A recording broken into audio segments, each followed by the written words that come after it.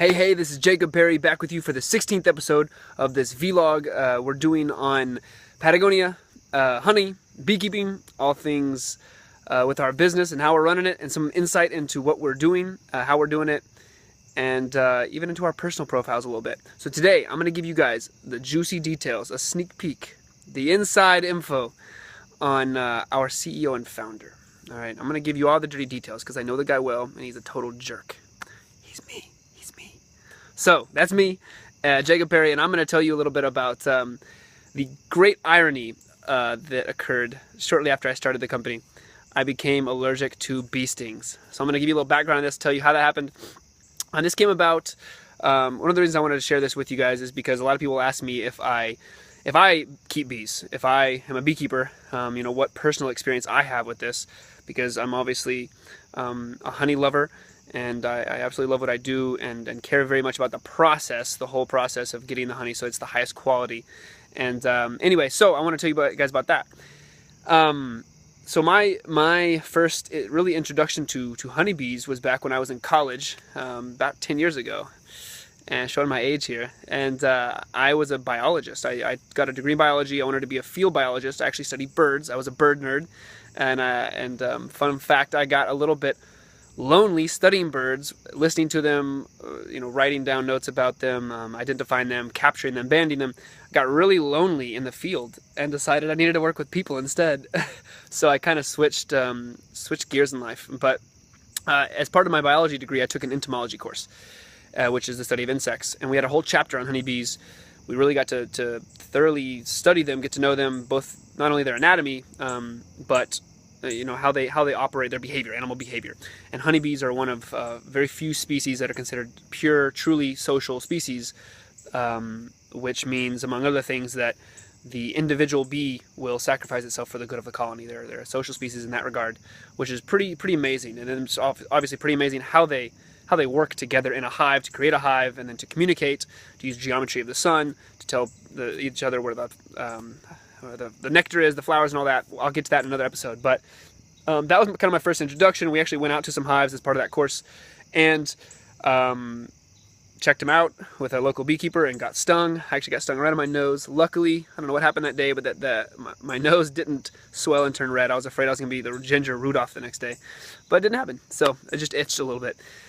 So that was my first introduction. A few years after that, my dad actually decided to go into beekeeping, and I had been interested in it. So he and I kind of decided, well, yeah, let's do this. We can kind of study up on it together and tend to the hives together. It's mostly been his project, but I've certainly helped him over the years, and we've kind of checked out the hives together, harvested some honey a couple times, and tried to keep the bees alive as best we can. And of course, you get stung in and out, over the years doing that. And then, so fast forward to when I decide I'm gonna connect with beekeepers and source this incredible honey from Patagonia. So I go down there and I'm meeting with tons of beekeepers, spending time with them, going out to their hives, which is obligatory. I mean, heck, I would stay with them and their families, but we would go out on excursions to where they keep their bees out in the forest, and we'd work the hives, taste the honey, do all that kind of stuff, check them out. And I'd get stung a ton. Went down there once on the first time, did that, and then went back down there again about 6 months later to spend more time with those beekeepers that I'd found with the cooperative and get to know them a little bit better. Work the hives again. I kept getting stung. That's just a common, that you just can't avoid it, right? Even if you have the suit on, the suit helps, but it's not foolproof, or bee-proof rather. So I would still get stung a whole bunch, but it just swells up and itches for a while, and that's about it. So I come back. And the first time back from Patagonia on these 2 trips, I'm getting stung a ton of times. First time I'm back, checking out, tending to my dad's hives, kind of our hives, right? I'm kind of working the hives with the suit on. I had the mask placed badly. Normally, just from a side view, the mask is like right here, right? It's a mesh mask. It's mesh, so you can see through it. You can still work the hives, and the bees can't get up on you. Well, I kind of had put the suit on wrong, and then the mask had kind of fallen against my face, and I just didn't feel like fixing it, so I just kept working. And sure enough, one of the bees got on the mesh, which is on my forehead, and stung me right in my forehead. And it's, of course it hurt, and it's like, but I'm working the hive, so I'm still there, just working the hive, checking it out. And then, like 15 seconds, pretty quickly after I got stung, starting to get a little woozy and kind of tingling throughout my body and a little lightheaded. And I thought, well, this isn't normal. Let me go inside before this gets worse. So I went inside, took the suit off and everything, and I was really feeling wobbly and woozy and just kind of lightheaded all over. Went to the bathroom to check myself out in the mirror, and sure enough, I'm starting to turn bright pink, and my eyes are starting to become bloodshot, and really quick, I mean, within a couple minutes, I'm just swelling up. Really, my upper body is kind of like swelling up, so I'm just bright. I took my shirt off, and I'm bright red all over, my whole chest, upper body, head, bright red, swelling up. My mouth, my lips, my nose, my ears, my eyes are swelling. Everything's swelling, and my eyes are super bloodshot. And my friend who happened to be there at the time, he's like, "Man, you're scaring me, bro. You look like the Red Hulk." And I did. I scared myself. I had to stop looking in the mirror. So I went quick. I didn't have an EpiPen or anything, so I went and quickly popped 4 Benadryl, and then had my dad rush me to the emergency room. Now keep in mind, I have asthma, and I have asthma that I have to use my inhaler a few times a week. It's pretty active asthma. And I was thinking, oh Lord, my airways start to close. This is not good. So we're rushing to the emergency room. But since I am on a shoestring budget as a startup, I didn't want to go in the emergency room until I knew that my throat was going to close. So we literally sat in the parking lot for like 30 minutes of the emergency room, just kind of waiting and checking and seeing how this was going to affect me.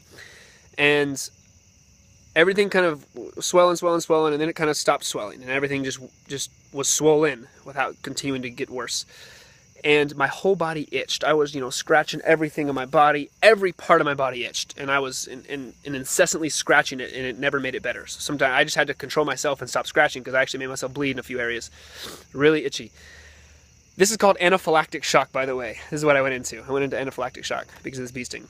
So everything stopped swelling. I guess the Benadryl started kicking in. We realized I was okay, so we drove back home, and I laid down, and within over about a 30-second to a minute period, it all went away. The itching, the redness, the swelling, it was just like poof. I was normal again. And I guess the Benadryl kicked in, and I was out. The rest of the day I was out, as you can imagine, with 4 Benadryl. But this is the great irony of me becoming allergic to bee stings.